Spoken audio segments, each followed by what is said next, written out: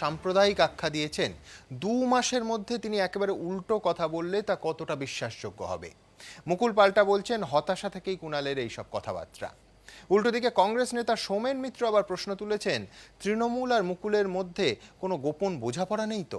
আসুন এই অনুষ্ঠানের শুরুতেই দেখে নিই ঠিক কী অভিযোগ করেছেন কুণাল ঘোষ আর তার কী জবাব দিয়েছেন মুকুল রায়। মমতা বন্দ্যোপাধ্যায় বা তৃণমূল কংগ্রেসকে অবস্থান বদল নিয়ে মুকুল রায় যে অভিযোগ করছেন, সেই অভিযোগটা তো তার নিজের বিরুদ্ধে, যে তিনি কখনো কংগ্রেসে যোগ দিতে যাচ্ছেন, কখনো তৃণমূলে ফিরতে চাইছেন। 24 ঘন্টা আগে তৃণমূলের বিরুদ্ধে ঘন ঘন অবস্থান বদলের অভিযোগ করেছিলেন মুকুল রায়। এবার পাল্টা তাঁকেই ঘুরিয়ে সুবিধাবাদী আখ্যা দিলেন তৃণমূলের সাসপেন্ডেড সাংসদ কুণাল ঘোষ।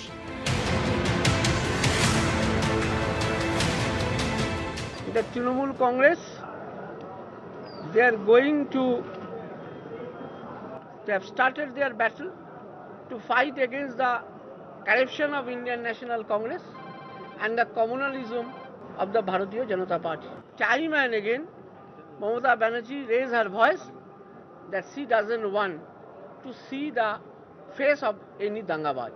ভারতবর্ষের রাজনৈতিক দল যারা ক্ষমতার দলে সংবিধানকে মেনে যারা ক্ষমতায় এসেছিলেন, তারা সাম্প্রত সেই সংবিধানের মূলে কুঠারাঘাত করছেন, ভারতবর্ষে সাম্প্রদায়িকতার বিষকে উস্কানি দিচ্ছেন। BJP is not a communal force.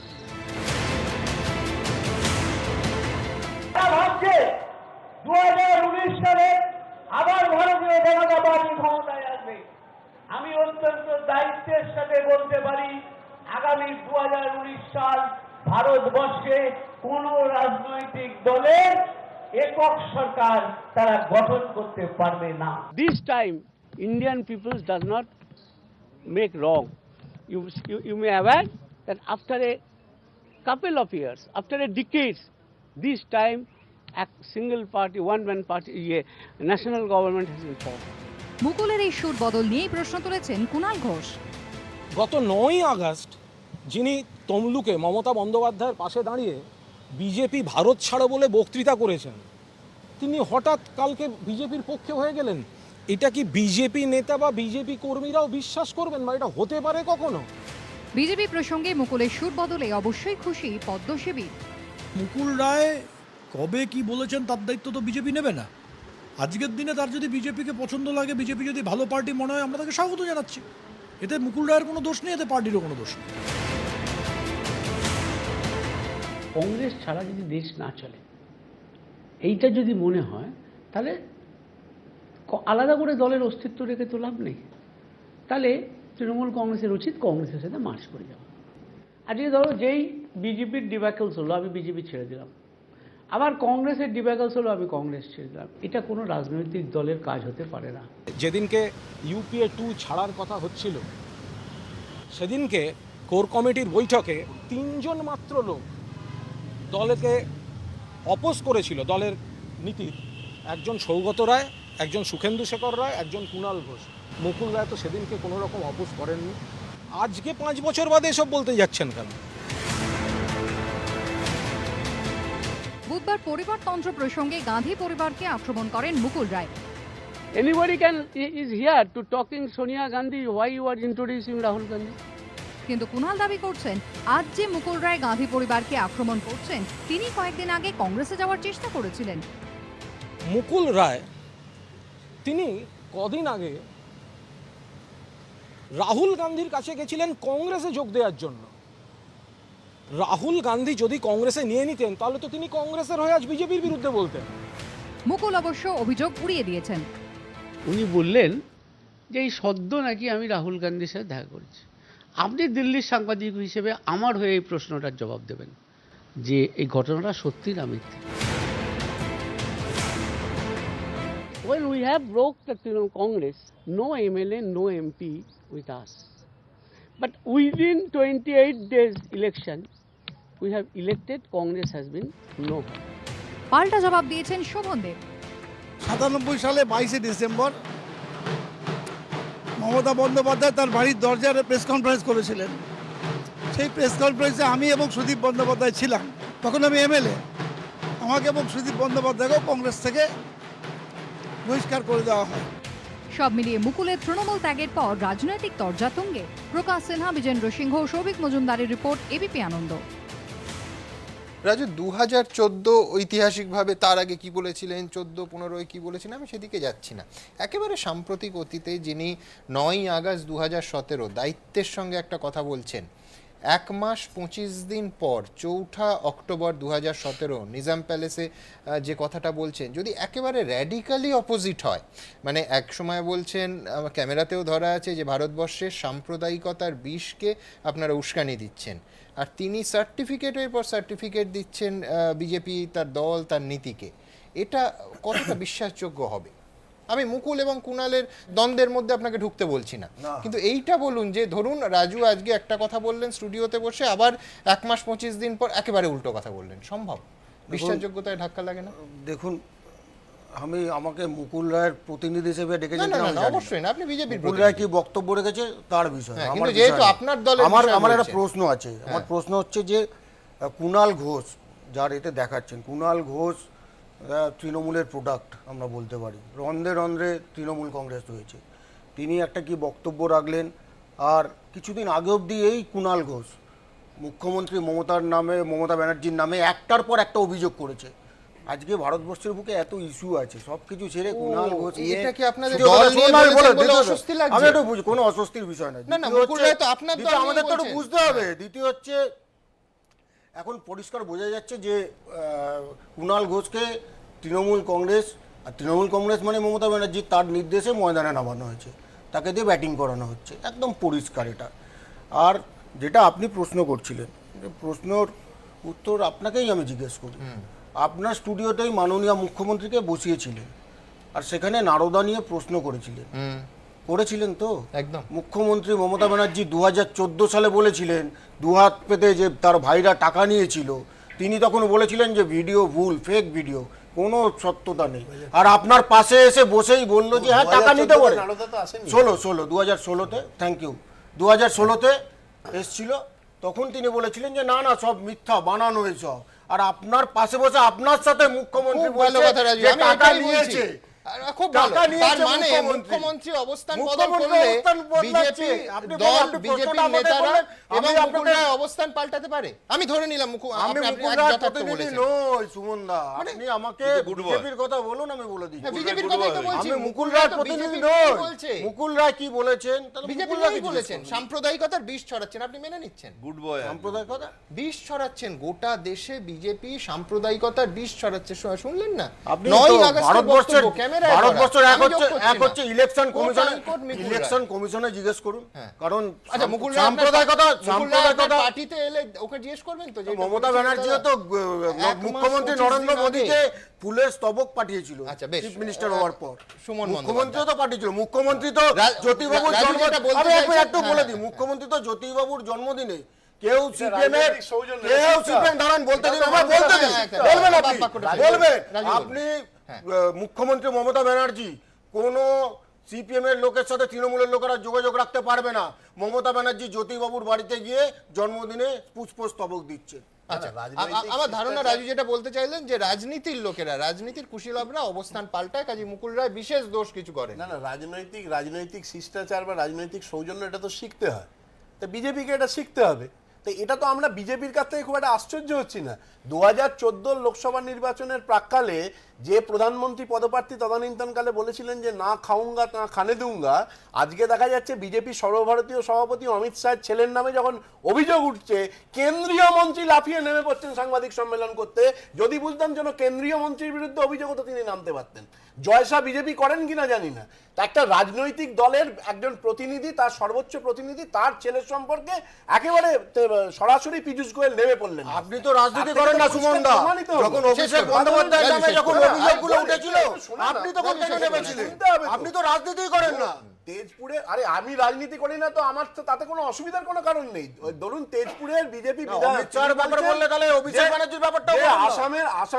আসামের বিজেপি সরকারটা পুরোপুরি ওই কাটমানির উপর চলছে, এবং সেই কাটমানিতে একেবারে মানে সবার সঙ্গে সব ভিত্তিতেই এক। মানুষ নিজের ভূঁইয়া তিনি কেন বলছেন এলো যে আমার তৃণমূলে একটু ছেলেকে বলবেন? 87 লক্ষ টাকা মানুষ বরাদ্দ ভূঁইয়া দেওয়ার জন্য কেন তৃণমূলে এলো একটু বলুন না। 87,000 টাকা ঘুষ দিতে হয়েছে। সুমনদা, মানুষ তাহলে খুব ভূঁইয়া কেন এলো স্বাভাবিকভাবে তৃণমূলে সেটা বলুন। আজকে এই অস্বস্তিটা রাজুদের হবে। আরে মানুষ কারণ ভূঁইয়া কেন যিনি- এসেছে সেটা বলুন আমি না আগে। গতকালই আপনাকে বলছিলাম আপনি যে মানুষ গত ভূঁইয়ার কথা বলুন না। 9ই আগস্ট 2017 9ই আগস্ট ভারত ছাড়ো আন্দোলনের পবিত্র দিনে মেদিনীপুরে গিয়ে আমাদের মাননীয় মুখ্যমন্ত্রী মমতা বন্দ্যোপাধ্যায়ের সঙ্গে সেখানে দাঁড়িয়ে বিজেপি ভারত ছাড়ার কথা তিনি বলেছিলেন।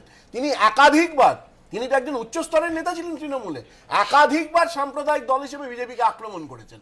তাহলে সেই মানুষটা রাতারাতি যখন বিজেপি প্রশংসা করছেন বা তাকে কমিউনাল ফোর্স বলছেন না, তাহলে নিশ্চয়ই বুঝতে হবে কোথাও একটা অঙ্ক রয়েছে। আরে রেজ্জাক আজকে মোল্লা কুণাল রাতারাতি ঘোষের- এসে আপনার দলের কুণাল মন্ত্রী ঘোষের এই হয়। কথাটা রেজ্জাক এদের মোল্লা হাতে ঘা রাতারাতি দিয়েছে। এসে মন্ত্রী রাজুদের হয়। হাতে ঘা দিয়েছে রেজ্জাক কুণাল মোল্লা ঘোষের ওই যারা কথাটা। তৃণমূলের এক হাজার মিনিট। হাজার ছেলেকে মেরেছে, এক মিনিট। তৃণমূলের হাজার হাজার কর্মীকে মেরেছে, রাতারাতি এসে মন্ত্রী হয়ে যাচ্ছে, মন্ত্রী হয়ে যাচ্ছে। এই ধরনের প্রচুর উদাহরণ, এই ধরনের প্রচুর উদাহরণ রাখা যায়।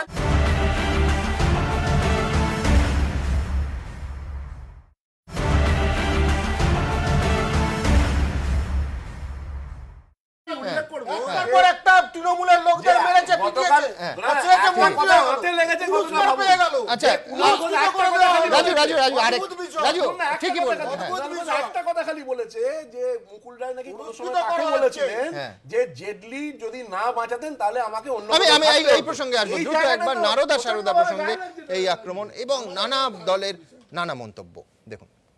রাজনৈতিক অবস্থানকে ব্যবহার করে কোনো না কোনো তদন্ত সংক্রান্ত অবস্থানকে প্রভাবিত করার একটা চেষ্টা হচ্ছে।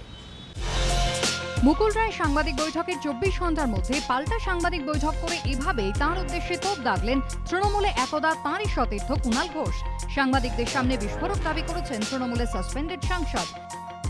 সোমেন মিত্রকে গিয়ে একটু জিজ্ঞাসা করুন, আমার নামটা বলা ঠিক হবে না, কে তার বাড়ি গিয়ে বলেছিল যে অরুণ জেটলি না বাঁচালে আমার এতদিন জেলে থাকতে হতো। খোদ সোমেন মিত্ররও দাবি মুকুল তাঁর বাড়িতে বসে কথা বলেছিলেন।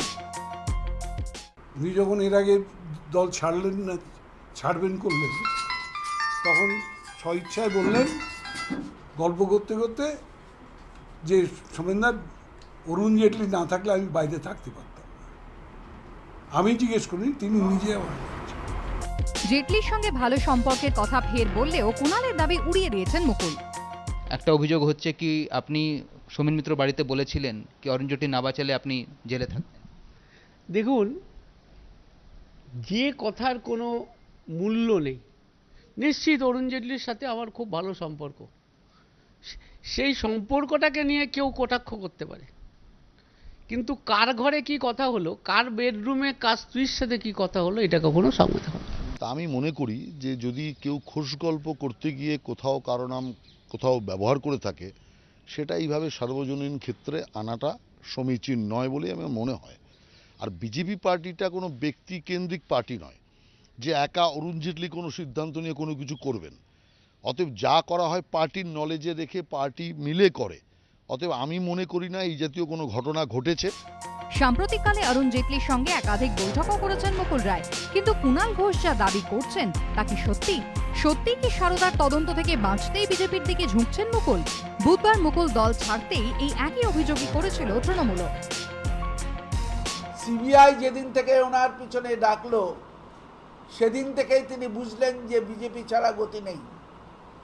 তাই তলে তলে বিগত কয়েক বছর ধরেই তিনি দলের কোনো রকম নির্দেশ না নিয়েই প্রতিদিন একটার পর একটা মিটিং করছেন বিজেপি নেতা নেত্রীদের সঙ্গে। তাৎপর্যপূর্ণভাবে এদিন সেই সুরই শোনা গিয়েছে কুণাল ঘোষের গলায়। মুকুল রায় যে বিষয়গুলো জানেন বা জানতেন, সেটা লার্জার কনস্পিরেসির তদন্তে তাকে বলতে হবে, কারণ তিনি সেখানে একটা কি প্লেয়ার ছিলেন। রজত মজুমদার কে ছিল? রজত মজুমদার সারাদিনে দুটো জায়গায় বসতেন, একটা সারদার অফিস আর একটা নিজাম প্যালেসে মুকুল রায়ের ঘর। আমার বক্তব্য, সারদা এবং এই ধরনের অভিযোগের ইস্যুতে আমি মুকুল রায়ের সঙ্গে জয়েন্ট ইন্টারোগেশন চাই। সেটা আমি সিবিআইকে লিখিতভাবে 7 দিন আগে আমার বক্তব্য আমি রেকর্ড করিয়েছি। মুকুলের পাল্টা বক্তব্য, সিবিআই যখন ডাকবে তখনই যাবেন।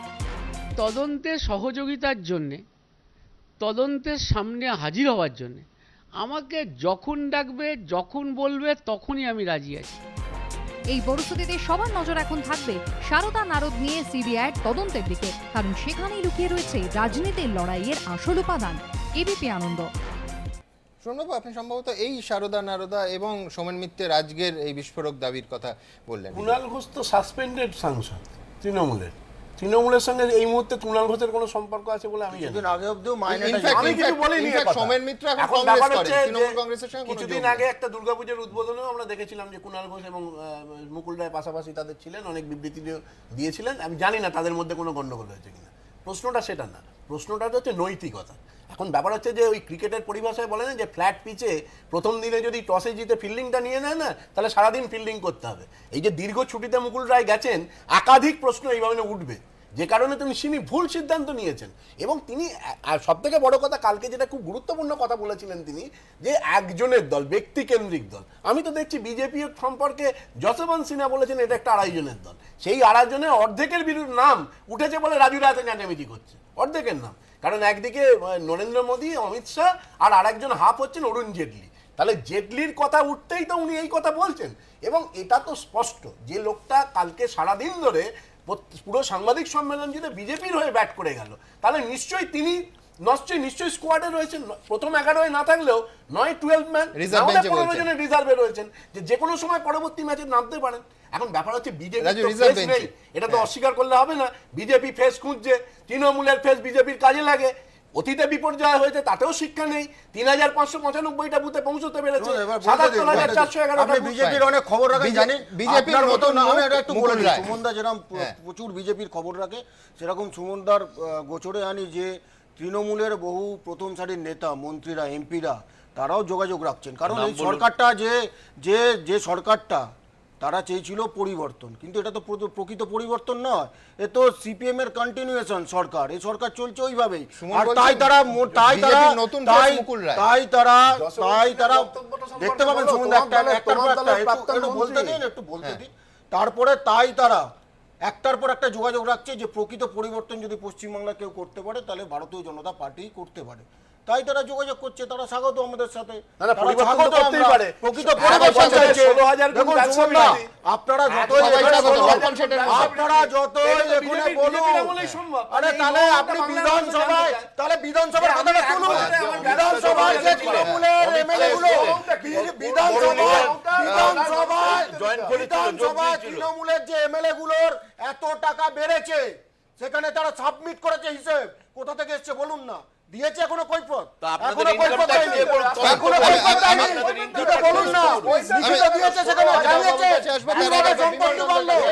কিভাবে সম্পত্তি বাড়লো বলুন, সেটা তো বলতে পারছেন না। সেটা বলুন। যদি এর বিরুদ্ধে কোনো কথা না বলতে পারে, ইনফরমেশন এনেছে যার বিরুদ্ধে কোর্টে গেছে, যার বিরুদ্ধে চার্জে কোর্টে গেছে। রাজু, আপাতত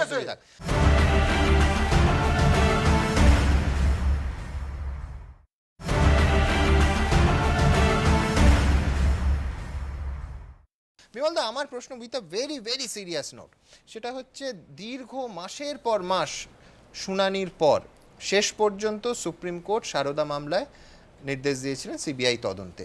আমি বলছি সত্যি মিথ্যে আমরা জানি না, কিন্তু অভিযোগ এসছে সোমেন মিত্রের কাছ থেকে একটা কথা নিয়ে ইত্যাদি। সত্যি সত্যি যে ভার্ডিক্টে বিচারপতিরা বারবার বিভিন্ন শুনানিতে উদ্বেগ প্রকাশ করেছিলেন, সেটা হচ্ছে যে রাজ্যের প্রভাবশালীরা যুক্ত, মন্ত্রীরা যুক্ত, সেখানে রাজ্য পুলিশ কখনো তদন্ত করতে পারবে না, প্রভাবিত হয়ে যাবে। রাজ্য পুলিশকে ঢুকতে দেবেন না বলে তিনি সিবিআইকে দিলেন। এই অভিযোগে সামান্যতম যদি সত্যতা থাকে, তো রাজ্য ঢুকতে পারলো না, কেন্দ্র ঢুকে পড়লো।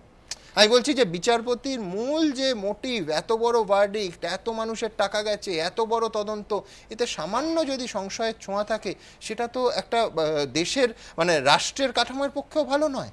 না, এগুলো প্রত্যেকটা যদি এগুলো ঠিক হয়ে থাকে আপনার কথাগুলো, তাহলে ডেফিনেটলি এটা চিন্তার বিষয়, কারণ তাহলে রাজ্যের বদলে কেন্দ্র ঢুকে পড়ছে। কিন্তু প্রথম কথা, আজকাল রাজনৈতিক নেতাদের আপনারা তো একটু আগে সিরিজ অফ লেকচারস দেখালেন।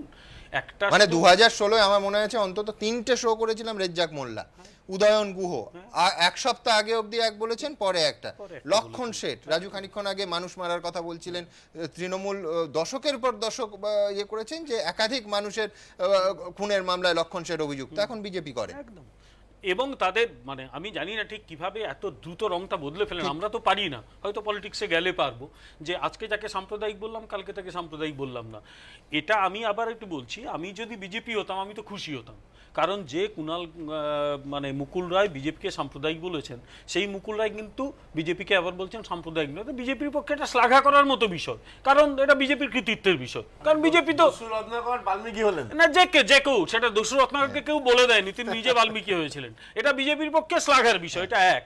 2 নম্বর, আপনি যে কথাটা বললেন যে সারদা নারদার এই তদন্ত সত্যি যদি এরকম হয়ে থাকে, সারদা নারদার এই তদন্তগুলো প্রত্যেকটাই কিন্তু কোর্টের নির্দেশে হয়েছে, এবং সেখানে একাধিক রাজনৈতিক নেতা দিনের পর দিন গিয়ে সুপ্রিম কোর্টে মামলা করেছেন, এরা যে রাজনৈতিক নেতা, এবং তারা মামলা করে রায়টা বার করে এনেছেন। এই প্রত্যেকটা বিষয়ে সুপ্রিম কোর্টের গোচরে আনা উচিত, এবং সুপ্রিম কোর্ট যদি এক্ষেত্রে, সুপ্রিম কোর্ট ডিরেক্টলি এখানে সুপারভিশন করছে না, কিন্তু সুপ্রিম কোর্টের একটা নজর রয়েছে।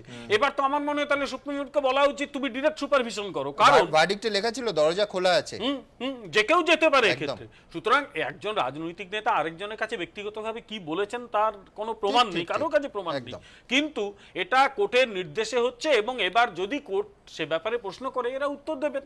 আমার ব্যাপারটা একটু অন্য, যে মানে মুকুল রায়কে নিয়ে গত কয়েকদিন ধরে একটা আলোচনা হচ্ছে, আমার এটা বেশ মজা লাগছিল। গত কয়েকদিন ধরে মুকুল রায়কে নিয়ে এই যে আলোচনা টেলিভিশন চ্যানেলে, খবর কাগজে, একটা কি হয় ভাব, এটা আসলে কি জানেন তো, এই যে ধরুন এই যে আলোচনাগুলো হচ্ছে, সেখানে রাজু কিভাবে বিজেপি সিপিএম তৃণমূলকে আক্রমণ করবে আমরা জানি, কি পয়েন্টে আক্রমণ করবে ও বলার আগে আমি কিন্তু লিখে দিতে পারি, আর সুমন কিভাবে কাউন্টার করে পাল্টা রাজুকে কাউন্টার অ্যাটাক করবে ওটাও আমি মোটামুটি বলে দিতে পারি। কিন্তু এটা আনপ্রেডিক্টেবল, মুকুল রায়ের মধ্যে একটা এক ধরনের আনপ্রেডিক্টেবল কিছুটা ছিল, তিনি কিছুটা করে ফেলতে পারেন, কিন্তু দেখা গেল এই ববারম্ভে লঘুক্রিয়া সংস্কৃত যে কথাটা কিচ্ছু হলো না। উনি মুশিক কি একেবারে টিকটিকি প্রসব ঘটেছে, তার কারণ মুকুল যা বলেছে এটা দুনিয়া সকলে জানে, কেউ মানে একমত হতে পারে নাও হতে পারে। তৃণমূল ব্যক্তিকেন্দ্রিক দল, ঠিকই তো, তৃণমূল মমতা ব্যানার্জির মানে কারিশমা ভিত্তিক দল, মমতা ব্যানার্জি কারিশমা থাকলে তৃণমূলের সেরকম কিছু থাকবে না। আবার তিনি বলেছেন আমরা চাকর বাকর, তৃণমূলের কেউ বলছেন আমরা চাকর বাকর কেন হতে যাবো, আমরা সবাই কমরেড। এই অ্যাপ্রোচের পার্থক্য থাকতে পারে, কিন্তু মুকুল রায় নতুন কিচ্ছু বলেননি, বরং তিনি যা বলেছেন তাতে আরো বেশি বিভ্রান্তি তৈরি হলো। কিন্তু আমার একটা প্রশ্ন আপনার কাছে রয়েছে, যে এই যে ধরুন সিবিআই এর ভূমিকা, পশ্চিমবঙ্গে যে সময় সারদার কেস যখন সিবিআই নেয়, প্রায় একই সময় মধ্যপ্রদেশের ব্যাপম কেলেঙ্কারির তদন্ত সিবিআই এর হাতে আসে। এখন সিবিআই যেভাবে পশ্চিমবঙ্গে তৃণমূল কংগ্রেসকে লক্ষ্য করে তার নেতা মন্ত্রীদের যেভাবে হেনস্থা করছে, ঠিক একই পদ্ধতিতে ব্যাপম কেলেঙ্কারি কিন্তু এগোচ্ছে না। প্রশ্নটা ওই জন্য উঠছে, যে কথাটা সুপ্রিম কোর্ট বলেছিল সিবিআই সম্পর্কে, যে কটা নির্বাচন হতো খাঁচাবন্দি প্রত্যেক জায়গায় তো বিজেপি দলে সিবিআই কে লাগাতো, সিবিআই সম্পর্কে দেখুন যে কটা নির্বাচন হয়েছে এখানে উত্তরপ্রদেশ, কত বড় বড় নাম ছিল ক্যাবিনেট প্যারট এই সিবিআই কে, সেটা কংগ্রেসের আমলে বলেছে, বলুন না কোন আমলে মানুষটা বলছেন আপনাদের, আমি একটা এমন হাত ধরবেন তার আমলে বলেছে, যে দলটা ভারতবর্ষের অন্য দলের থেকে অনেক এক্সেপশনাল, আমার 56 ইঞ্চি ছাতি, তা ভারতবর্ষের মানুষ তো তাকে মানে দ্বিধাহীন ভাবে সমর্থন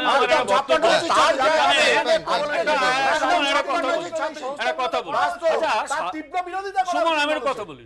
সাধারণ মানুষ হিসেবে সত্যি আমাদের কি করার আছে?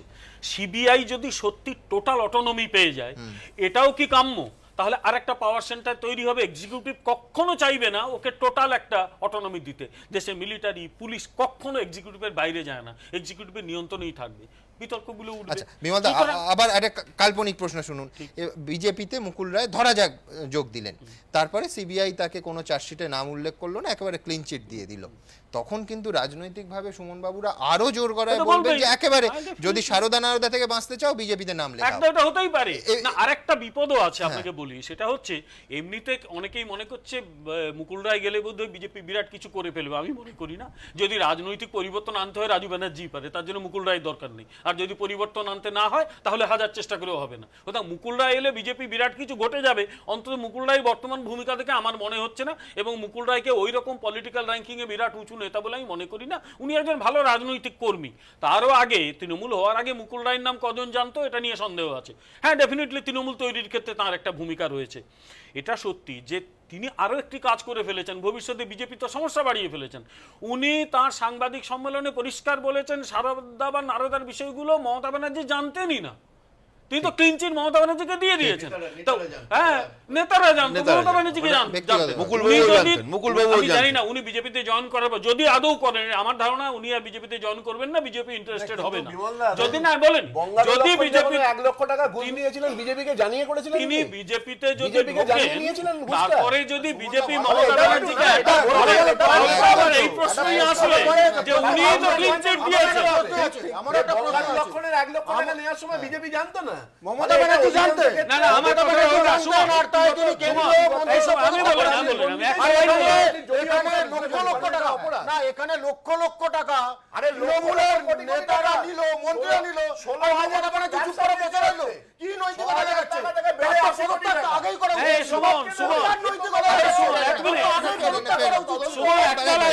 আমি মুকুল রায়কে নিয়ে যদি ঢোকেন, আপনি তো একটা হাইপোথেটিক্যাল প্রশ্ন করলেন, আমিও হাইপোথেটিক্যাল উত্তর দিচ্ছি। মুকুল রায়কে নিয়ে ভবিষ্যতে বিজেপির সমস্যাটা কোথায় সেটা আমি বলছি।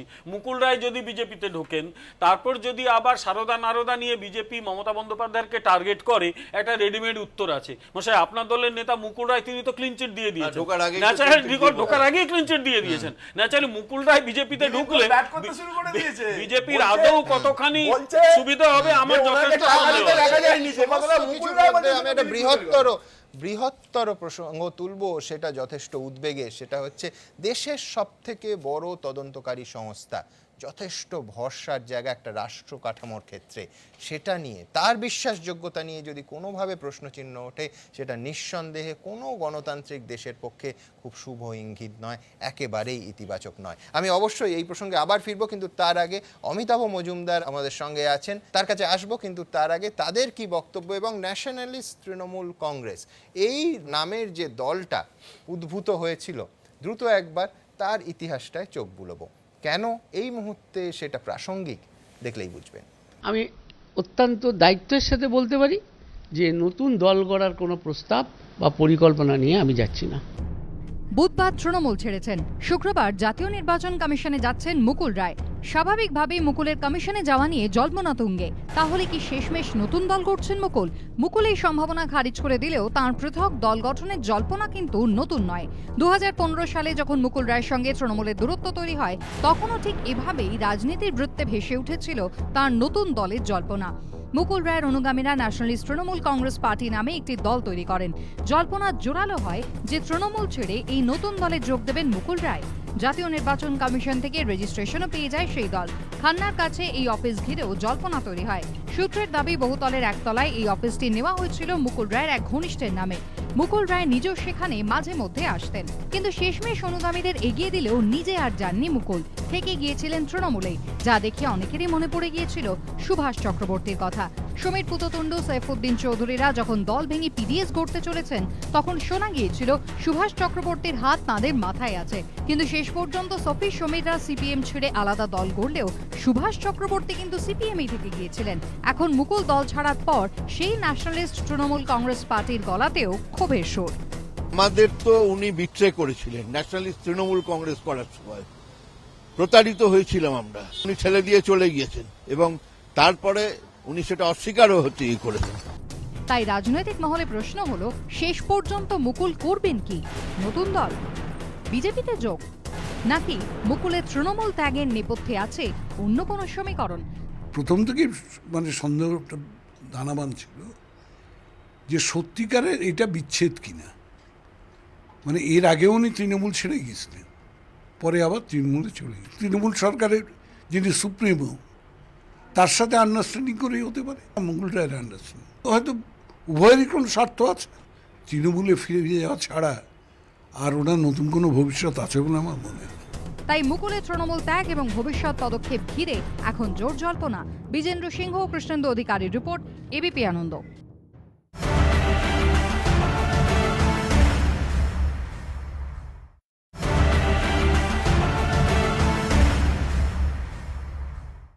অমিতাভবাবু, আপনি এই ন্যাশনালিস্ট তৃণমূল কংগ্রেস এই দলের প্রেসিডেন্ট। আপনাদের যা অভিযোগ, আমি যদি খুব গোদা বাংলায় বলি, সেটা হচ্ছে মুকুলবাবু আপনাদের গাছে তুলে মই কেড়ে নিয়েছেন। একেবারে। আমার প্রশ্ন যে এই যে আপনারা বলছেন যে মুকুল রায়ের কথাতেই আপনারা এগিয়েছেন, কথা ছিল তৃণমূল কংগ্রেস ছেড়ে মুকুল রায় এই আপনার দলে যোগ দেবেন, মুকুল রায় আজকে এবং গতকাল একাধিকবার বলেছেন কোট আনকোট আমি কখনো আলাদা দল করার কোনো সিদ্ধান্তই নিইনি। আপনাদের কাছে কি প্রমাণ আছে যে মুকুল রায় এই দলের পিছনে? ওর বাড়িতেই আমরা থেকেছি, ওই সমস্ত গাড়িটারই ব্যবস্থা করে দিয়েছে। ইলেকশন কমিশনে অ্যাপয়েন্টমেন্ট এটা কত সাল? এটা 2015 সালে। আচ্ছা। এবং কলকাতাতে বিভিন্ন জায়গাতে আমাদের ভেতরে কথা হয়েছিল এবং উনি আমাদের কনভিন্স করেছিলেন যে একটা নতুন প্ল্যাটফর্ম, একটা মঞ্চ করা দরকার, অল্টারনেটিভ একটা ইয়ে। তা এবং সেই ইয়েতে আমরা এসেছিলাম যে সত্যিই যদি একটা পশ্চিমবাংলাতে একটা নতুন ইয়ে করা যায়। এবং আমরা বিশ্বাস করতে পারিনি বা ভাবতে পারিনি স্বপ্নে যে উনি এইভাবে হচ্ছে কি আবার ফিরে যাবেন।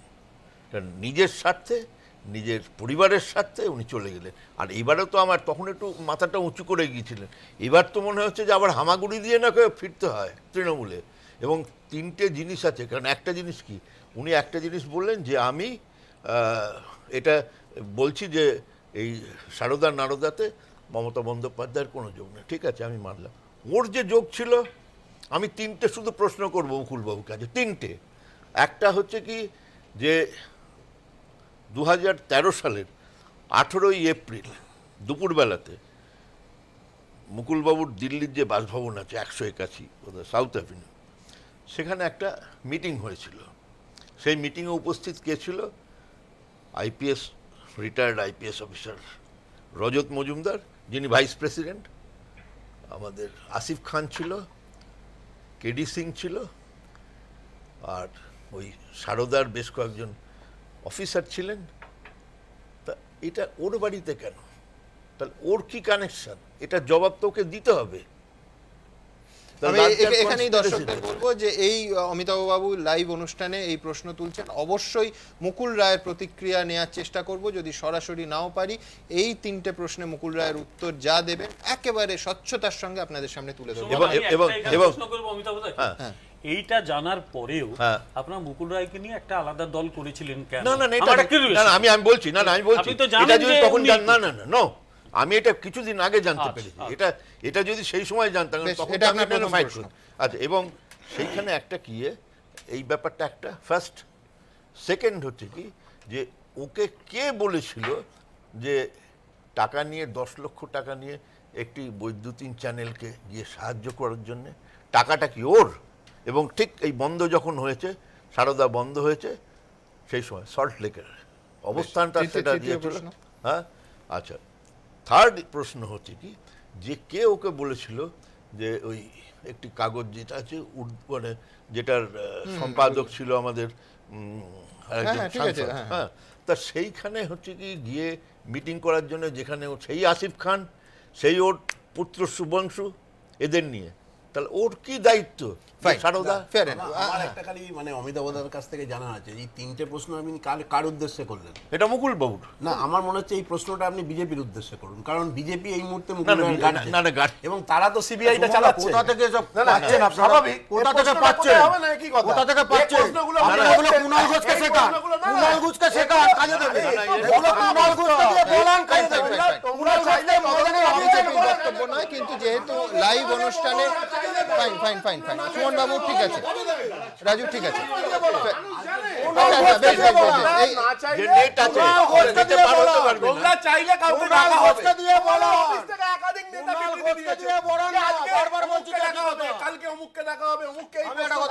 তোমরা জানলে কোত্থেকে? বিজেপি নাম তো আমরা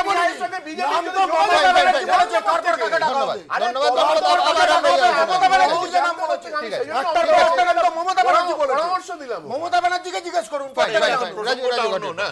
আমি দর্শকদের বলতে চাইবো যে মুকুল রায়ের এই তিনটে প্রশ্নের ক্ষেত্রে কি প্রতিক্রিয়া, অবশ্যই একদম স্বচ্ছতার সঙ্গে যা তিনি বলেছেন আনএডিটেড ভার্সন যদি তিনি বলেন আপনাদের সামনে আমরা হাজির করবো। অমিতাভ বাবু, আমার এখানে একটা প্রশ্ন, আপনার একটা বাক্য আমি রিপিট করছি, সেটা হচ্ছে আপনি বললেন ইলেকশন কমিশনে মুকুল রায় অ্যাপয়েন্টমেন্ট করে দিয়েছিলেন। আমি ঘটনাটা এই জন্য জানতে চাইবো, আগামীকাল মুকুল রায় আমাদের জানিয়েছেন তিনি নির্বাচন কমিশনে যাবেন এবং সুষ্ঠুভাবে নির্বাচন পরিচালনা ইত্যাদি তার উদ্দেশ্য। কিন্তু আপনাদের বিষয়টা একবার জানতে চাইবো, ইলেকশন কমিশনে ন্যাশনালিস্ট তৃণমূল কংগ্রেস পার্টির অ্যাপয়েন্টমেন্ট মুকুল রায় করে দিয়েছিলেন আপনারা বলছেন?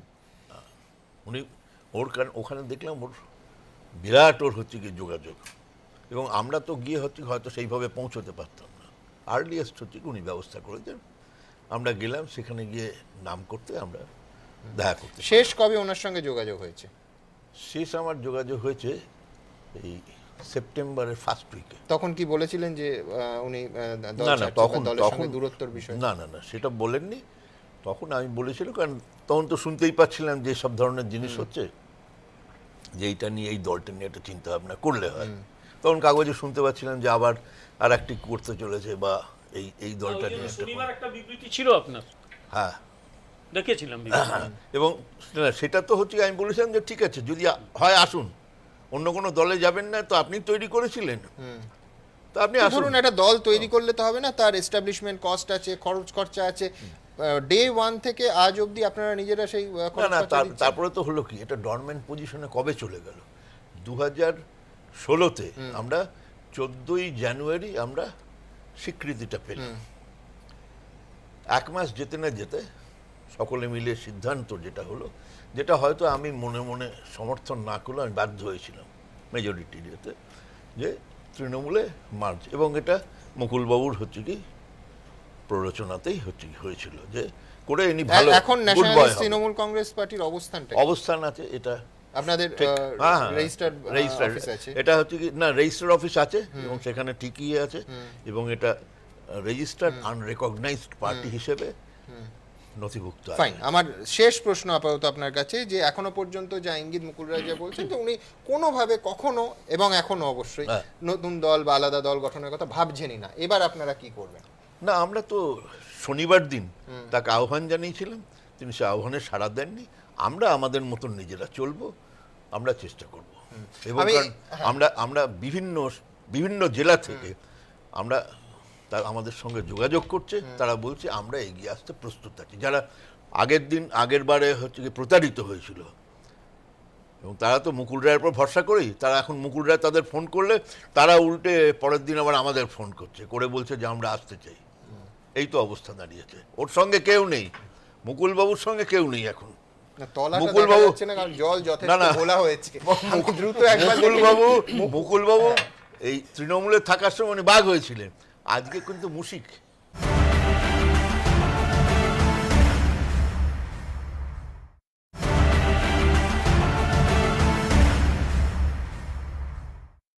আমি দ্রুত একবার দেখব যে মুকুল রায় তিনি আমাদের বলেছেন আগামীকাল তিনি নির্বাচন কমিশনে যাচ্ছেন নয়াদিল্লির অফিসে। দেখুন, তৃণমূল ছেড়ে মুকুল রায় জানিয়েছিলেন আপাতত ছুটিতে যাচ্ছেন, কিন্তু তৃণমূল ত্যাগের মাত্র দুদিনের মাথাতে নির্বাচন কমিশনের দরবার করতে চলেছেন তিনি।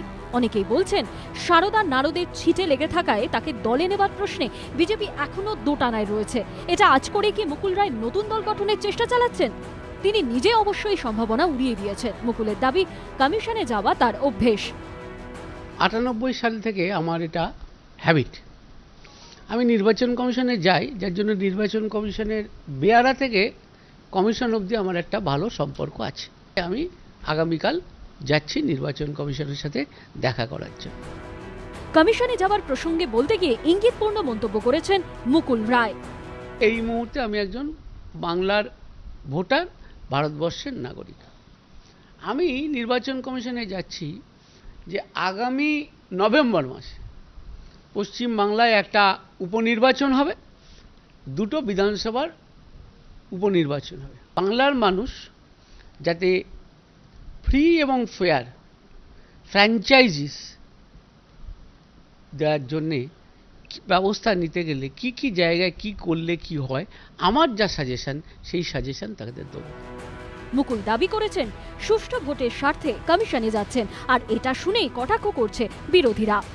নির্বাচন কমিশনের কাছে যাওয়ার আগে তাকে এটা বলা উচিত যে তিনি যে অপরাধ করেছেন রাজ্যের প্রতি এবং রাজ্যের গণতন্ত্রকে ধ্বংস করার ক্ষেত্রে তার যে ভূমিকা ছিল বা তৃণমূল কংগ্রেসের যা ভূমিকা ছিল, এই ব্যাপারে তার তো কিছুটা অন্তত স্বগতোক্তি হলেও কিছুটা বলার দরকার আছে এবং রাজ্যের মানুষের কাছে ক্ষমা চাওয়া উচিত।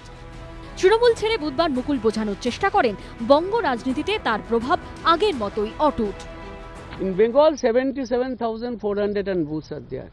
I can only say that from every booth I have got my votes. মুকুলের এই দাবির প্রেক্ষিতে তার দিকে কটাক্ষ ছুড়ে দিয়েছেন কুণাল ঘোষ। আজকে যদি মুকুল রায় অত্যন্ত দক্ষ সংগঠক হতেন এবং বুদ্ধিভিত্তিক সংগঠন থাকতো, 2001 সালে তো কংগ্রেসের সঙ্গে জোট ছিল, মুকুল রায় কেন পারেননি দলকে ক্ষমতায় আনতে?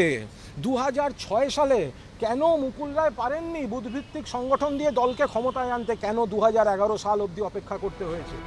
আপাতত সবটাই জল্পনা, আসল উত্তর পাওয়া যাবে ভোটের ময়দানে। বিতনু চট্টোপাধ্যায়, দীপক ঘোষ, বীরেন্দ্র সিংহের রিপোর্ট, এবিপি আনন্দ। রাজু, আগামীকাল মুকুল রায় ব্যক্তিগতভাবে ইলেকশন কমিশনে যাচ্ছেন। সেই ইলেকশন কমিশনে যাওয়ার অনেকেই প্রশ্ন তুলছেন যে বিজেপির কথা ভেবে যাচ্ছেন, বিজেপির নির্বাচনের সুবিধা হবে, বা মুকুল রায়কে নিলে ইলেকশন কমিশনের সঙ্গে খানিকক্ষণ আগে অমিতাভবাবুই বলছিলেন, এত সমালোচনার মধ্যেও প্রশংসা করছিলেন যে নির্বাচন কমিশনে মুকুল রায়ের যে জানাশুনো, নিজেও বললেন তো, নিজেও স্বীকার করলেন, যথেষ্ট যোগাযোগ এবং তার বিয়ারার থেকে শুরু করে ওপর পর্যন্ত সুবিধা হবে। না দেখুন, মুকুল রায় তো আমাদের দলেই আসেনি, আপনারা এখন কোথা থেকে কি জুড়ছেন? আরে এতবার রোজ প্রতিক্রিয়া দিচ্ছেন। দিলীপ ঘোষ নিজে না দিলীপ ঘোষ নিজে বললেন ওনার মতো রাজনীতিবিদ যে দলে যাবে তাতে সুবিধা হবে, লাভবান হবে সেই দল। দিলীপ ঘোষ সুব্রত মুখার্জিকেও বলেছিলেন যে পশ্চিমবাংলায় যদি যোগ্য কেউ চিফ মিনিস্টার থাকে তাহলে সুব্রত মুখার্জি চিফ মিনিস্টার হওয়ার যোগ্য, এটা দিলীপ ঘোষ বলেছিলেন, দেখানো আছে রেকর্ডে। ঠিক আছে, আমার বক্তব্য সেখানে না, আমি বিমলদা যে কথাটা বললো আমি সেই, দেখুন পশ্চিমবাংলার মানুষ এই সরকারের প্রতি আশাহত হয়ে গেছে, পরিবর্তন চেয়েছিল, পরিবর্তন তো পায়নি, তাই নিচের তলায় একটার পর একটা দল থেকে সিপিএম বলুন, তৃণমূল বলুন, সেখানে বিজেপিতে যোগদান করছে। আর বিজেপি যোগদানের ফলে আপনারা দেখছেন যে কটা নির্বাচন হচ্ছে বাংলার বুকে, বিজেপি হুহু শব্দে এগিয়ে চলেছে, আর মানুষ সেখানে বুঝতে পারছে বিজেপির ভোট বাড়ছে। তোমাদের এই যে এইভাবে আটকাতে পারবেন না, এইভাবে আটকাতে পারবেন না। আমি এখানে বলতেছি, আমি এখানে বিজেপি ভোট বাড়ছে, পার্সেন্টেজ বাড়ছে, এভাবে মানুষ আসছে। আমি বলছি যেভাবে আসছে, যেভাবে আসছে, সিপিএম এর ভোট 23% নিয়ে আমাদের 99.8% তৃণমূল ভোট পায় পশ্চিম বাংলার বুকে। সেটা ফেয়ার ইলেকশন কিনা মানুষ জবাব দেবে। আমাদের যেটা বক্তব্য, মুকুল রায় এলেন, মুকুল রায় থাকলেন, রাজীব ব্যানার্জি থাকলো কি থাকলো না, মানুষ যদি জনতা জনার্দন মানুষ যদি চায় তাহলে আমাদেরকে আপনারা কেউ আটকাতে পারবেন না। মানুষ যদি চায় আপনারা আমাদেরকে আটকাতে পারবেন না।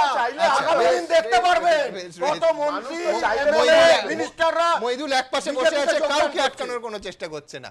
মইদুল, এই উদ্ভূত পরিস্থিতি এই মুহূর্তে নিঃসন্দেহে রাজনীতির একটা বিনোদন অংশ থাকে, একটা কৌতূহলের অংশ থাকে, কৌতুকের অংশ থাকে, আক্রমণের অংশ থাকে, এই সমস্তটা মিশে একটা মিশ্র রস তৈরি হয়েছে। এখন কমপ্লিট বিনোদন।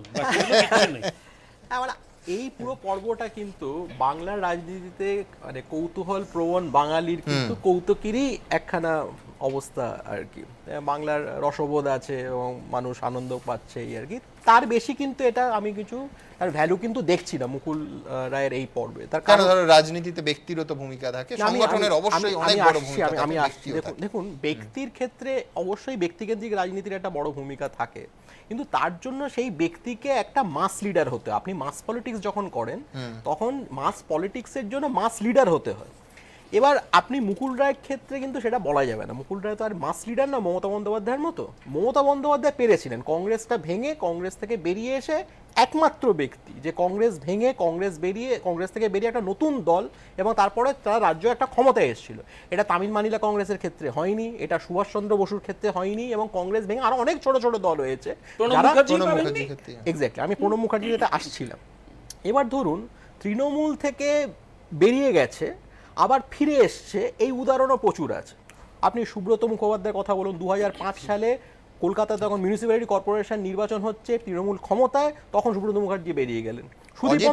অজিত পাঁজা, সুদীপ বন্দ্যোপাধ্যায়, এরা প্রত্যেকেই বেরিয়ে, সৌগত রায়, প্রত্যেকে বেরিয়ে গেছেন, আবার ফিরে এসেছে। এবার আপনি যদি চাণক্যর যদি আপনি দিয়ে এটা মুকুল রায়কে বলা হয় যে ইলেকশন ম্যানেজমেন্ট, ফান্ড ম্যানেজমেন্ট, চাণক্যর কথা যদি বলেন, তখন প্রণববাবু কিন্তু মাস লিডার ছিলেন না, চাণক্য কিন্তু এখন কোনো প্রধানমন্ত্রী হতে পারেনি, আবার ফিরে আসতে হয়েছিল কংগ্রেসে। এইবার আপনি যদি অন্য দলগুলোর কথা ভাবুন, যদি আপনি সর্বভারতীয় রাজনীতির ক্ষেত্রে দেখুন, অমর সিং 2010 সালের ফেব্রুয়ারি মাসে অমর সিং জয়াপ্রদাকে পত্রপাঠ বিদায় জানিয়েছিল সমাজবাদী পার্টি। তাতে কিন্তু 2012 সালের যে উত্তরপ্রদেশের নির্বাচন হয়েছিল তাতে কিন্তু সমাজবাদী পার্টির কিচ্ছু অসুবিধা হয়নি, হই হই করে তারা জিতেছিল। অমর সিং এর নতুন দল করে রাষ্ট্রীয় লোক মোর্চা, অনেকগুলো ক্যান্ডিডেট দেয়, কিচ্ছু করতে পারে। আপনি 2012 সালের উড়িষ্যার কথা ভাবুন, প্যারীমোহন মহাপাত্র বিজু জনতা দলের নবীন পটনায়কের সব থেকে আশ্বস্ত একজন পরামর্শদাতা ছিলেন, এবং উনি একটা কু করার চেষ্টা করলেন যখন লন্ডনে যখন কিছুদিনের জন্য চট করে উনিও একটা দল করলেন উড়িষ্যা জনমোর্চা বলে, তারাও ক্যান্ডিডেট দিল 2014 সালের লোকসভা এবং বিধানসভাতে। মোদির ওরকম হাওয়াতেও বিজু জনতা দল হই হই করে জিতল। ফলে আপনার রাজনীতিতে সবসময় একটা মাস পলিটিক্স সেটা হচ্ছে মুকুল রায় বলছেন যে আমি আলাদা দল করার কথা ভাবছিও না, আগেও ভাবিনি, মানে জল্পনাটা এইটা যে বিজেপির দিকে কালকে প্রেস কনফারেন্সে এবার তাহলে এবার মুকুল রায়ের সঙ্গে আমি আগেই বলা হয়েছে যে মমতার তুলনা চলে না, মমতার স্টেচার অফ লিডারশিপ তার অনেক বেশি। এবার তাহলে তুলনাটা কার হতে পারে? সেটা হচ্ছে আপনি বলতে পারেন যে আসামে সর্বানন্দ সোনোয়াল কিংবা হচ্ছে আপনার হিমন্ত বিশ্ব শর্মা। প্রশ্নটা হচ্ছে হিমন্ত বিশ্ব শর্মারও যে স্টেচার, সেটা কি মুকুল রায় সেরকম লেভেলে একটা মাস অ্যাপিল তার আছে? মানে ধরুন 10টা এমএলএ হেমন্ত বিশ্ব শর্মার সঙ্গে বেরিয়ে গেলেন, 9 জন কংগ্রেস থেকে একজন তৃণমূলের। আজকে তো মুকুল রায় নিঃসঙ্গ। আপনারা আগে গতকালও যারা দেখাচ্ছিলেন যে মুকুল রায় 2015 সালে মুকুল রায়ের সঙ্গে যারা ছিল তারা কেউ আজকে নেই। আজকেও উনি যখন সাংবাদিক সম্মেলন করছেন তার সঙ্গে কেউ নেই। ফলে মুকুল রায় অ্যাকচুয়ালি তার নিজে বলছেন যে ওই 77,000 বুথে একটা ইঙ্গিত দিলেন যে ওনার লোক আছে। পলিটিক্যাল ওয়েটটাও সেটা তো আগামী দিনে জানাই যাবে, কিন্তু আপাতত ওনার বডি ল্যাঙ্গুয়েজ এবং ওনার যে উনি যা মানে ওনার সঙ্গে তো কেউ কাউকে দেখা যাচ্ছে না। কুণাল ঘোষের যে হচ্ছে আপনার পুজো উদ্বোধন করতে গেলেন, তার পরের দিন উনি সাসপেন্ড হলেন। সেই কুণাল ঘোষও বলছেন যে কুণাল ঘোষও বেঁকে বসেছেন, কুণাল ঘোষও তার সঙ্গে নেই। এখন এরকম একটা মানে মানুষ যার ক্রেডিবিলিটি মানে কোয়েশ্চেন, আচ্ছা নিজের ছেলেও তো এটা পার্থক্য বলে। পরিবারতন্ত্র নিয়ে কংগ্রেস ও তৃণমূলকে কটাক্ষ করেন মুকুল রায় গতকালের সাংবাদিক সম্মেলনে। কুণাল ঘোষ আজ আক্রমণ করেছেন সরাসরি তাই নিয়ে। I won't believe in dynasty rule, এবং ডাইনেস্টি রুল শুধু যেখানে নয় ভারতবর্ষের পক্ষেটা খারাপ। আমি ডাইনেস্টি রুলের পক্ষে নই। পর্যবেক্ষকদের একাংশের মতে সরাসরি না বললেও পরিবারতন্ত্রের প্রসঙ্গ তুলে আসলে ঘুরিয়ে মমতা বন্দ্যোপাধ্যায়কেই নিশানা করেছেন মুকুল রায়। কিন্তু 24 ঘন্টা কাটার আগে সেই পরিবারতন্ত্র নিয়ে এবার খোদ মুকুল রায়ের দিকে ধেয়ে এলো আক্রমণ, তবে অপ্রত্যাশিত শিবির থেকে। এখন মুকুল রায় যদি বলেন যে পরিবারতন্ত্র, তাহলে শুভ্রাংশু রায় তিনি শুধু তৃণমূল কংগ্রেসের বিধায়ক হননি, তিনি তৃণমূল যুব কংগ্রেসের রাজ্য কার্যনির্বাহী সভাপতি ছিলেন। তো তাহলে মুকুল রায় দলের 2 নম্বর বলেই তো তার ছেলে সেই জায়গাটা পেতে পেরেছে। তাহলে কি কাঁচরাপাড়ায় বিধায়ক হওয়ার লোক ছিল না, নাকি তৃণমূল যুব কংগ্রেসের কার্যনির্বাহী সভাপতি হওয়ার লোক ছিল না? বুধবার মুকুলের বক্তব্য খণ্ডনে কার্যত একই যুক্তি খাড়া করেছিল তৃণমূল শীর্ষ নেতৃত্ব। পরিবারতন্ত্র আছে কি না আছে, পরিবারের লোকদের কি কোনো ক্ষমতা নেই করার? তাহলে তো মুকুলের নিজের ছেলে যে রাজনীতিতে এসে সে কয়েকদিন আগেও কি রাজনীতি করেছে? মুকুল নিজেও কি কোনো ছাত্র পরিষদের সাধারণ সম্পাদক ছিল ইউনিয়নের? কিছুই করেনি। আমাদের মতের ওই কি বলে হাবু না কি নাম কি আবুর সঙ্গে রেলের মাল দিত। একদিকে মুকুল বলছেন দেশের পক্ষে পরিবারতন্ত্র খারাপ, কিন্তু প্রশ্ন যখন উঠছে তার ছেলে শুভ্রাংশুকে নিয়ে, তখন আবার সেই মুকুলই যোগ্যতার তত্ত্ব খাড়া করছেন। ভারতবর্ষের পক্ষেটা খারাপ, আমি ডাইনেস্টি রুলের পক্ষে নই। কিন্তু আপনার ছেলে আবার বললাম যে আমি ডাইনেস্টি রুলের পক্ষে নই। মুকুল আরেকটা বিভিন্ন জায়গা থেকে এই প্রশ্নটা উঠছে। আমি একটা কথা বলি, যোগ্যতাকে কি অস্বীকার করা যায়? যার যোগ্যতা থাকবে সে ডাইনেস্টি থাকলেও এগোবে, ডাইনেস্টি না থাকলেও এগোবে। কুণাল ঘোষের কাছে এটাই মুকুলের দ্বিচারিতার রাজনীতি। পরিবারতন্ত্র, অভিষেক সে বাচ্চা ছেলে অবস্থায় তাকে দেখেছি। এখন আমি স্বাধীনতা আন্দোলনের সময় জন্মাইনি বলে আমি স্বাধীনতা দিবসের অনুষ্ঠান করতে পারবো না, এটা তো ঠিক নয়। সে হয়তো ছোট ছিল তখন, তা সে যখন এসছে, সে যদি একটা আন্দোলনের মধ্যে আসতে চায়, সে যদি রাজনীতি করতে চায়, সেখানে আপত্তি করার কি আছে? যদি শুভ্রাংশু রায় বিধায়ক যুব কংগ্রেসের নেতা হতে পারে, তাহলে অভিষেক ব্যানার্জি হতে পারে। সব মিলিয়ে পরিবারতন্ত্র ইস্যুতে ফের সরগরম বঙ্গ রাজনীতি। প্রকাশ সিনহা ও বিজেন্দ্র সিংহের রিপোর্ট, এবিপি আনন্দ। বিমলদা, মুকুল রায় কালকে তৃণমূল কংগ্রেসের নাম করেননি, কিন্তু পরিবারতন্ত্রের কথা বলেছেন। কংগ্রেসও তার আক্রমণের অন্যতম লক্ষ্য ছিল। সরাসরি এক সাংবাদিককে প্রশ্ন করেন যে আপনি সোনিয়া গান্ধীকে প্রশ্ন করুন যে রাহুল গান্ধী কেন রাজনীতিতে। তো আমার প্রশ্ন অন্য, সেটা হচ্ছে যে পরিবারতন্ত্র খারাপ হলে সর্বত্রই সেটা খারাপ। রাহুল গান্ধী যোগ্যতা নেই, শুভ্রাংশু রায়ের যোগ্যতা আছে, এইটা নির্ধারণ করবে কে? ওটা মানুষ নির্ধারণ করবে নির্বাচনে রাহুল গান্ধী কংগ্রেসকে জেতাতে ব্যর্থ হচ্ছেন, ফলে রাহুল গান্ধীকে তার মূল্য দিতে হচ্ছে। তারপরেও কংগ্রেস, পরিবারতন্ত্রটা আসে কোথায়? একজন রাজনৈতিক নেতা ছেলে বা মেয়ে নির্বাচনে নামতেই পারে, সে যদি জনগণের দ্বারা জিতে আসে সেখানে পরিবারতন্ত্র। আরেকটাও আছে টিকিট পাওয়ার ক্ষেত্রে, 30 জন আপনার ক্যান্ডিডেট, একজন ছেলেই পেল, সেটা সব দলেই দেখবেন তার ছেলে বা মেয়ে অনেকেই টিকিট পায়, আবার কেউ পায় না। কংগ্রেসের ক্ষেত্রে পরিবারতন্ত্রের প্রশ্নটা একটা কারণে আসে, বিজেপিতে লালকৃষ্ণ আদবানির পরে তার মেয়ে প্রতিভা আদবানি কোনো প্রয়োজন ছিল না। বিজেপিতে একজন সাধারণ বলেছিলেন যখন নীতিন গাডকারি প্রেসিডেন্ট হয়েছিলেন, যে আমি বিজেপির পোস্টার মেরেছি, আমি কিন্তু প্রেসিডেন্ট হয়েছি। নরেন্দ্র মোদী চা বিক্রি করতেন, তিনি প্রধানমন্ত্রী হতে পেরেছেন। কংগ্রেসের ক্ষেত্রে এটা কোনোদিন হবে না।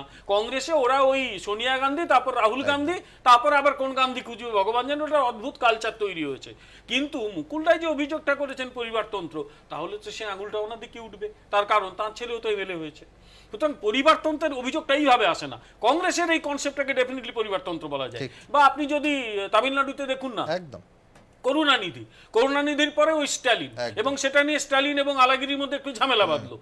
কিন্তু সেই পরিবারতন্ত্র আবার আপনি আনতে পারবেন না ধরুন জেডিইউ এর ক্ষেত্রে কিন্তু পরিবারতন্ত্রটা আসেনি। তাই পরিবারতন্ত্র কখন আসবে বা না আসবে সেটা নির্ভর করবে তাৎক্ষণিক অবস্থার উপরে এবং মানুষ কিভাবে নেবে তার উপরে। কিন্তু থার্ড ওয়ার্ল্ড কান্ট্রিতে প্রায় সর্বত্রই এই অভিযোগটা কিন্তু আসে, এবং পরিবার কোথাও না কোথাও একটু অ্যাকসেপ্টেড হয়ে যায়। আপনি বাংলাদেশে যান, শেখ হাসিনা তিনি কিন্তু পেরেছেন বাংলাদেশকে আবার গণতন্ত্রের পথে নিয়ে যেতে। আপনি সেখানে পরিবারতন্ত্র যদি বলেন, আমি বলবো ওটা পজিটিভ পরিবারতন্ত্র। আপনি আবার দেখুন ইন্দোনেশিয়াতে যখন সুকর্ণ তো অনেকদিন আগে মারা গেছেন, তার মেয়ে বেগবতী সুকর্ণপুত্রী, তিনি কিন্তু ওখানে একটা গণতান্ত্রিক কাঠামো তৈরি করতে পেরেছিলেন। আবার যদি পাকিস্তানে যান, বেনাজির ভুট্টো তিনিও কিছুটা গণতন্ত্রের পক্ষে লড়েছিলেন। তাই মায়ানমারে আউং সাং সুচি, তিনি আউং সাং এর মেয়ে, আমি মায়ানমার নিয়ে কিছু কাজকর্ম করছি, হয়তো সামনে মায়ানমার যেতেও পারি, আমরা চেষ্টা করছি যাওয়ার। সেখানেও কিন্তু আউং সাং সুচির যে ভূমিকা তো অস্বীকার করা যায় না। ন্যাচারালি পরিবারতন্ত্র যদি তার পজিটিভ ভূমিকা পালন করে, জনগণ অ্যাকসেপ্ট করে, কিচ্ছু বলার থাকে না। কংগ্রেসের ক্ষেত্রে কংগ্রেসের সংস্কৃতি নিয়ে আমার নিজের কিছু বলার নেই। একটা জিনিস যোগ করো বিমলদার সঙ্গে, যে দেখুন ভারতবর্ষে কিন্তু বামেরা এবং বিজেপি এই দুটো হচ্ছে মূলত কেডার ভিত্তিক দল। বাকি সব দলগুলোই রিজনাল পার্টিগুলো মূলত ব্যক্তিকেন্দ্রিক অথবা পরিবারতান্ত্রিক। তো এখানেও কি পরিবারের কিছু হয় না? ধরুন বিজেপির ক্ষেত্রেও বলা হয় যে বিজেপি পরিবারতান্ত্রিক, কিন্তু দেখুন পঙ্কজা মুন্ডে কিংবা হচ্ছে জয়ন্ত সিনহা, হ্যাঁ, এরকম টিকিট ফিকিট পায়, ফলে সেটা এমনটা নয় যে একেবারে তারাই নিয়ন্ত্রণ করছে, কিন্তু অবশ্যই আবার অসুবিধা কি হয়ে যায়, কংগ্রেসের পরিবারতন্ত্রের সমস্যা হচ্ছে, আমি যেটা মনে করি কংগ্রেস কমিটি আসলে আমাকে প্রায় মারতে আসে, যে কংগ্রেসে কিন্তু প্রায় 100 জন নেতা আছেন যারা রাহুল গান্ধীর চেয়ে যোগ্য, কিন্তু তারা সেই রাহুল গান্ধীকেই নেতা করবে। পরিবারতন্ত্রের এটাই হচ্ছে বিপদ। নরসিমা রাওয়ের একটা দলের মধ্যে যে হেনস্থার কাহিনী, এবং সেটাও পরিবারের জন্য, এই পরিবারের জন্য হেনস্থা হয়েছে। আমি আসবো পরিবারতন্ত্রের লার্জার ডিসকাশনে, নিঃসন্দেহে আসবো। তার আগে আপনাদের জানাবো অমিতাভ বাবুর যে অভিযোগগুলো একেবারে সরাসরি আমরা মুকুল রায়কে প্রশ্ন করেছিলাম, কি বলেছেন মুকুল রায়, অবশ্যই সেটা আপনাদের সামনে রাখবো। কিন্তু তার আগে দেখাবো নারদা এবং সারদার তদন্ত নিয়ে আবার এই মুকুল রায়ের অবস্থান, তার সাংবাদিক সম্মেলন, তারপরে নতুন করে জল্পনা শুরু হয়েছে। কেন হয়েছে, কোন কোন মহল থেকে কি বলা হচ্ছে, দেখুন। It is individual affairs. Mukulda, after resignation from the Trinamool Congress, It is the individual affairs. I can't say that party is known. Mukul Roy একথা বলেই তৃণমূল ছেড়েছেন, কিন্তু দুর্গাপুজোর সময়ও যার পাশে দেখা গিয়েছে মুকুলকে, সেই কুণাল ঘোষ তার এই মন্তব্যকে কটাক্ষ করেছেন। না, ওটা কেউ জানতো না, যার যার ব্যাপার। আরে ভাই, জীবন নিংড়ে ফেলে এতদিন জেল করে তুমি কি জানতে না কিছু? সারদা মিডিয়া তুমি মানে কেউ জানতো না, দল জানতো না? তুমি দলের অল ইন্ডিয়া জেনারেল সেক্রেটারি, দলের অন্তত 10 থেকে 12টা লোক সরাসরি সারদায় ইনভলভড, সারদায় কাজ করেছে, সারদার মধ্যে ছিল। আর এজেন্ট মেলালে হয়তো ব্যাপারটা আরো বড় দিকে যাবে। তুমি অল ইন্ডিয়া জেনারেল সেক্রেটারি বলছো, তুমি কিছু জানতে না? এটা কোনো কাজের কথা হলো? নারদকান্দে সিবিআইয়ের কাছে হাজিরা দিতে গিয়ে নিজেকে ক্লিন চিট দেওয়ার চেষ্টা করেন মুকুল রায়। আমার কাছে বহু লোক আসে, কথা বলে, দেখে, কিন্তু ছবিতে আমি বলে একমাত্র ব্যক্তি যেখানে কাউকে দেখা যায়নি যে I am taking a single farthing from anybody else. মুকুলের এই দাবির প্রেক্ষিতে পাল্টা প্রশ্ন তুলে সরাসরি তাঁর গ্রেফতারির দাবিতে সরব হয়েছেন কুণাল ঘোষ। মুকুল রায়কে টাকা নিতে দেখা যায়নি, ভালো কথা, কিন্তু মুকুল রায়কে বলতে শোনা গেছে আপনারা মির্জার কাছে যান। মির্জাকে বলতে শোনা গেছে যে আমি টাকা নিয়েছি। তাহলে কুণাল ঘোষকে যদি কারুর না কারুর 161 করিয়ে দিনের পর দিন অ্যারেস্ট করা হয়ে থাকে, তাহলে মির্জার বয়ানের ভিত্তিতে মুকুল রায়কে অ্যারেস্ট করে কেন সিবিআই তদন্ত করছে না? মুকুলের দিকে কার্যত চ্যালেঞ্জও ছুড়ে দিয়েছেন কুণাল ঘোষ।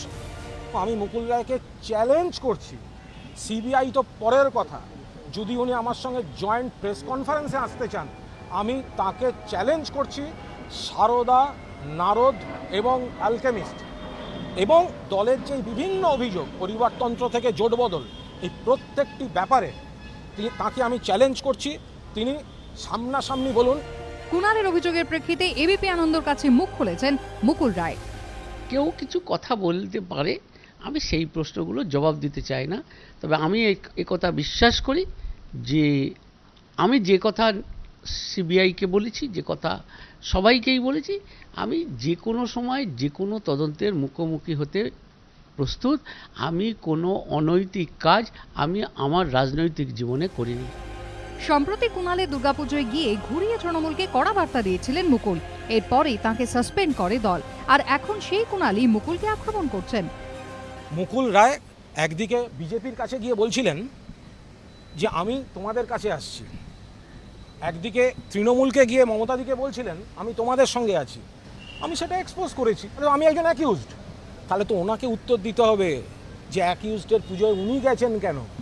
উনি পাপের প্রায়শ্চিত্ত করতে এসেছিলেন। এসব মানুষ, কিছু মানুষ থাকে ফ্রাস্ট্রেটেড মানুষ, অনেক কিছু বলতে পারে, আমি এসব বলবো না। পাল্টা জবাব দিয়েছেন কুণাল। আমি হতাশাগ্রস্ত হতে পারি, কিন্তু হতেই পারি, কারণ আমরা এত এত এত উনি ভালো বুঝবেন, তার কারণ উনি আপাতত হতাশাগ্রস্ত ক্লাবের চেয়ারম্যান, তো ফলে আমি যত হতাশাগ্রস্তই হই, বিভিন্ন দলের নেতা নেত্রীদের বাড়ি আমাকে নাও বলে আমি এখনও গিয়ে উঠতে পারিনি। হ্যাঁ, ফলে ভালো, আমাকে হতাশাগ্রস্ত বলা ভালো। উনি আমার দাদা চাণক্য, তবে চাণক্য মেড ইন চায়না। সব মিলিয়ে সাসপেন্ডেড তৃণমূল সাংসদের সঙ্গে দলত্যাগী তৃণমূল নেতার বাগযুদ্ধ চরমে। আর এরই মধ্যে সারদা প্রসঙ্গে বুধবার সোমেন মিত্রকে টেনে যে মন্তব্য মুকুল করেছিলেন, বৃহস্পতিবার তার জবাব দিয়েছেন Somen. Others Congress leaders, Somen Mitra, others is very close connection with the কথা। সারদা নিয়ে অতি গোপনীয়ভাবে কাদের কাছে চেনা আছে। ডেলোর মিটিংয়ে আমরা ছিলাম না, ডেলোর মিটিংয়ে কারা ছিল তো উনি জানেন ভালো। তো তারপরে যদি বলেন যে এগুলো সব ব্যক্তিগত ব্যাপার বলে পাশ কাটিয়ে যাওয়া যায়, তো সত্যকে অস্বীকার করে যাবে। সারদা নারদ নিয়ে সিবিআই তদন্ত এখন কোন পথে এগোয় সেদিকে নজর সবার। বিজেন্দ্র সিংহ, প্রকাশ সিনহা, রুমা পালের রিপোর্ট, এবিপি আনন্দ। অমিতাভবাবু, আপনি এই লাইভ অনুষ্ঠানে 3টে প্রশ্ন মুকুল রায়ের উদ্দেশ্যে ছুঁড়েছিলেন। যেহেতু তিনি এই স্টুডিওতে উপস্থিত নেই, আমাদের সাংবাদিকতার দায়িত্ব বর্তায় যে তার কাছে প্রশ্নগুলো রাখার। তিনি 3টে প্রশ্ন শুনে একটা উত্তর দিয়েছেন। ঠিক কী বলেছেন তিনি, শুনবো মুকুল রায়ের উত্তর। পশ্চিমবাংলায় বেশ কিছু তদন্তকারী চিটফান্ড সংক্রান্ত ব্যাপারে সুপ্রিম কোর্ট একটা অর্ডার দিয়েছে তদন্ত করার জন্য কেন্দ্রীয় তদন্ত ব্যুরোকে। কিন্তু কেন্দ্রীয় তদন্ত ব্যুরো এই তদন্তে আমাকে যতবার ডাকবে আমি ততবারই তাদের সাথে সহযোগিতা করব। কিন্তু এই ব্যাপারে কেন্দ্রীয় তদন্ত ব্যুরোর সহযোগিতার নামে কিছু কিছু মানুষ কিছু আচরণ করে ফেলছেন, যেগুলো নট একটা desirable for the investigation. Sub judice ব্যাপার, তদন্ত চলছে, আপনারা কিছু কিছু মানুষ, কোনো নাম বলেননি, কেন আচরণ করে ফেলছেন সে বিষয়ে না, আমি তো একটাই কথা বলবো যে এটা তো ট্রেলার দেখলেন। এরপরে আমরা যারা সুপ্রিম কোর্টে গিয়েছিলাম এই চিটফান্ডের স্ক্যাম নিয়ে, মুকুলবাবুকে আমি বলছি আজকে দায়িত্ব নিয়ে যে আগামী দিনে আরো অনেক তথ্য নিয়ে আমরা যাব। প্রায় ফিল্মি কায়দায় অমিতাভ মজুমদার বলছেন ফিল্ম আবি বাকি। আমি পরিবারতন্ত্রের কথা হচ্ছিল, আমি দ্রুত একবার দেখাবো যে দেশে বারবার বহু ক্ষেত্রে পরিবারতন্ত্রের অভিযোগ উঠেছে, কখনো তার সঙ্গে প্রশংসা মিশেছে, কখনো তীব্র সমালোচনা। one-man party is not good for the country. It is hurting all over the country dynasty politics. Trinamool ছাড়ার পর পরিবারতন্ত্রের প্রসঙ্গ তুলে নাম না করে অভিষেক প্রসঙ্গে মমতা বন্দ্যোপাধ্যায়কে নিশানা করেছিলেন মুকুল রায়। এবার পাল্টা মুকুল পুত্র শুভ্রাংশুর প্রসঙ্গ তুলে মুকুলকে বিঁধলেন কুণাল ঘোষ। পরিবারতন্ত্র, অভিষেক, সে বাচ্চা ছেলে অবস্থায় তাকে দেখেছি। এখন আমি স্বাধীনতা আন্দোলনের সময় জন্মাইনি বলে আমি স্বাধীনতা দিবসের অনুষ্ঠান করতে পারবো না, এটা তো ঠিক নয়। সে হয়তো ছোট ছিল তখন, তা সে যখন এসছে, সে যদি একটা আন্দোলনের মধ্যে আসতে চায়, সে যদি রাজনীতি করতে চায়, সেখানে আপত্তি করার কি আছে? যদি শুভ্রাংশু রায় বিধায়ক যুব কংগ্রেসের নেতা হতে পারে, তাহলে অভিষেক ব্যানার্জি হতে পারে। পরিবারতন্ত্রের প্রসঙ্গ তুলে বুধবার গাঁধী পরিবারকেও নিশানা করেন মুকুল। Anybody is here to talking Sonia Gandhi why you are introducing Rahul Gandhi? বৃহস্পতিবার পাল্টা জবাব দিয়েছে কংগ্রেস। আর আমরা যদি এক করে দেওয়া হয় তাহলে তো মুশকিল। এখন রাজীব গান্ধী, রাহুল গান্ধী, তার সঙ্গে বাংলার ভাতিজা, সব কিছু যদি এক করে দেন তাহলে আর আমরার ফারাকটা থাকবে না। ভারতীয় রাজনীতিতে পরিবারতন্ত্র এক চরম বাস্তব। কংগ্রেসে এর চুরি চুরি উদাহরণ। পি চিদম্বরমের ছেলে কার্তি চিদম্বরম কংগ্রেসের হয়ে ভোটে লড়েছেন। মাধবরাও সিন্ধিয়া রাজীব মন্ত্রিসভার মন্ত্রী ছিলেন। ছেলে জ্যোতিরাদিত্য এখন কংগ্রেসের সাংসদ। রাজীব গান্ধী জমানায় কংগ্রেসের হেভিওয়েট নেতা ছিলেন রাজেশ পাইলট। আজ তার ছেলে শচীন পাইলট রাজস্থান প্রদেশ কংগ্রেসের সভাপতি। সম্প্রতি আমেরিকা সফরে রাহুল গান্ধী এই পরিবারতন্ত্র নিয়ে মুখ খুলেছিলেন। Mr. Akhilesh Yadav is a dynast. Mr. Stalin is a dynast. Mr. Dhummal's son is a dynast. So, even Abhishek Bachchan is a dynast. I mean, that's how India runs. So I mean, don't get after me. BJP রাজনীতিতেও পরিবারতন্ত্রের উদাহরণ ঝুড়ি ঝুড়ি। কেন্দ্রীয় স্বরাষ্ট্রমন্ত্রী রাজনাথ সিংহের ছেলে Pankaj Singh BJP বিধায়ক। বিজেপি শাসিত রাজস্থানের মুখ্যমন্ত্রী বসুন্ধরা রাজের ছেলে দুষ্মন্ত সিংহ বিজেপি সাংসদ। ছত্তিশগড়ের মুখ্যমন্ত্রী রমন সিংহের ছেলে অভিষেক সিংহ বিজেপি সাংসদ। হিমাচল প্রদেশের প্রাক্তন বিজেপি মুখ্যমন্ত্রী প্রেম কুমার ধুমালের ছেলে অনুরাগ ঠাকুর বিজেপি সাংসদ। এছাড়াও বিজেপিতে বাবা মেয়ে কিংবা বাবা ছেলে রাজনীতিতে এরকম অসংখ্য উদাহরণ আছে। খালি আত্মীয় বলে যে রাজনৈতিক নেতা আছে তার ছেলে বা তার কেউ হয়, যদি তার যোগ্যতা থাকে তাই আসবে, কেন তার অধিকারও আছে। কিন্তু যোগ্যতার অভাবে, যোগ্যতার কোনো প্রমাণ না দিয়েই বা প্রমাণ না রেখেই যারা সুযোগ সুবিধে পাচ্ছে, তার ফলে হয়েছে কি এই পরিবারতন্ত্র আসছে। সুতরাং সঠিকভাবে চিন্তাধারা সে রাজনৈতিক নেতার হতে পারে না। ভারতের আঞ্চলিক দলগুলোর মধ্যেও পরিবারতন্ত্রের ছড়াছড়ি। জম্মু কাশ্মীরের মুখ্যমন্ত্রী ছিলেন শেখ আব্দুল্লাহ। তার ছেলে ফারুক আব্দুল্লাহ মুখ্যমন্ত্রী হয়েছেন। ফারুকের ছেলে ওমর আব্দুল্লাহ মুখ্যমন্ত্রী হয়েছেন। কয়েকদিন আগে পর্যন্ত পাঞ্জাবের মুখ্যমন্ত্রী ছিলেন অকালি দলের প্রকাশ সিংহ বাদল। ছেলে সুখবীর সিংহ বাদল ছিলেন উপমুখ্যমন্ত্রী। সুখবীরের স্ত্রী তথা প্রকাশ সিংহ বাদলের পুত্রবধূ হরসিমরত আবার মোদী সরকারের মন্ত্রী। এছাড়া লালু প্রসাদের দুই ছেলে এবং মেয়ে মিসাও আজ সক্রিয় রাজনীতিতে।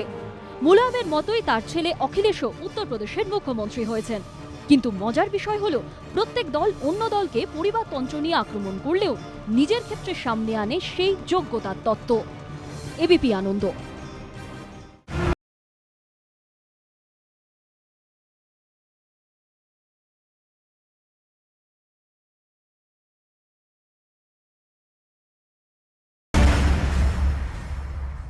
ঘণ্টাখানেক সঙ্গে সুমন নিবেদন করছে আধুনিক টিএমটি বার্স, ভরসা হমেশা। abpweddings.com, আনন্দবাজার পত্রিকা পাত্রপাত্রী নবরূপে ইভানে ইকোনেস্ট নিউ টাউন। ফ্ল্যাট কিনলে পার্কিং ফ্রি। শুদ্ধ নারকোল তেল শালিমার। পার্টনার বাই রাজা গোল্ডেন মারি বিস্কিটস, সোনালী স্বপ্নের স্বাদ চিরন্তন। এবং সুরক্ষা ডায়াগনস্টিক, 25 বছর ধরে সবার সুস্থ থাকার ঠিকানা।